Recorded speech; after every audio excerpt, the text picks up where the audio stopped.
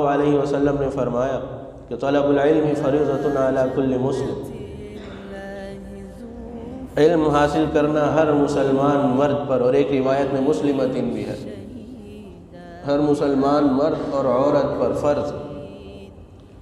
اور یہ دین اسلام ایسا دین ہے کہ جب اس کی ابتدا ہوئی تو جہالت کا عالم تھا، جہالت کا دور تھا، تو ابتدا کہاں سے ہوئی؟ پہلی وہی حضرت جبرائیل لے کر آتے ہیں کہ اقرأ بسم ربک الذی خلق، کہ پڑھیے اس رب کے نام سے جس نے آپ کو پیدا کیا۔ اور یہاں پھر اقرأ کا لفظ آتا ہے، اقرأ وربک الاکرم، پڑھیے، الذی علم بالقلم، لکھنے کا تذکرہ آتا ہے۔ تو پڑھنے لکھنے سے اس دین کی پہلی وحی کی ابتدا ہو رہی ہے۔ اور آج پڑھائی لکھائی میں ہمارا کیا حال ہے؟ نہ دنیا کے کہیں رہے نہ دین کے کہیں رہے۔ دنیا کی جو ٹاپ یونیورسٹیز کی لسٹ آتی ہے اس کے اندر پاکستان کی کوئی یونیورسٹی نہیں ہے۔ دین کو ہم نے خود چھوڑ رکھا ہے، تو ہم کہاں کھڑے ہیں؟ ہمارے دین کی ابتدا ہی پڑھنے لکھنے سے ہوئی۔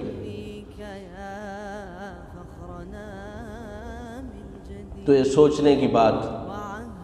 اسی طرح میں عرض کر رہا تھا کہ حدیث کے اندر ہے طلب العلم فریضۃ علی کل مسلم و مسلمۃ، تو محدثین علماء نے فرمایا ہے کہ یہاں دو معنی ہیں، ایک تو ہے کہ علم الفرائض جس کو ہم میراث کا علم کہتے ہیں، دوسری حدیث کے اندر بھی اس کی تائید ہوتی ہے، تعلم الفرائض والقرآن فإنی مقبوض، جس کو آپ خطبے میں بھی سنتے رہتے ہیں کہ میراث کا علم حاصل کرو۔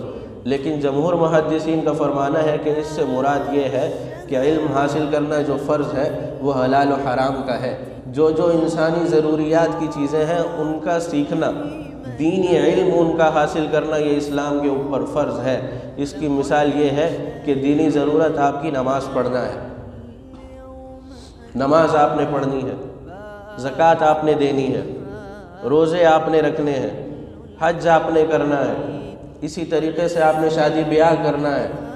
یہ ساری آپ کی دینی ضروریات ہیں جن کو آپ کا دین کرنے کا حکم دیتا ہے، تو ان کے مطابق ان کے لیے جتنا علم درکار ہے وہ آپ کا فرض بنتا ہے کہ آپ اسے سیکھیں۔ نماز کیسے پڑھی جاتی ہے؟ اگر آپ نہیں سیکھیں گے تو آپ کی نماز درست نہیں ہوگی۔ آپ کو سیکھنا پڑے گا کہ اس سے پہلے طہارت کیسے کرتے ہیں، وضو کیسے کیا جاتا ہے، اس کا صحیح طریقہ کیا ہوتا ہے، نماز کا صحیح طریقہ کیا ہوتا ہے۔ اسی طرح روزہ رکھتے ہیں تو آپ کو پتہ ہونا چاہیے کہ روزے کے مسائل کیا ہیں، زکوٰۃ دیتے ہیں تو زکوٰۃ کے مسائل کا ادراک ہونا چاہیے، حج کرتے ہیں تو حج کا پتہ ہونا چاہیے۔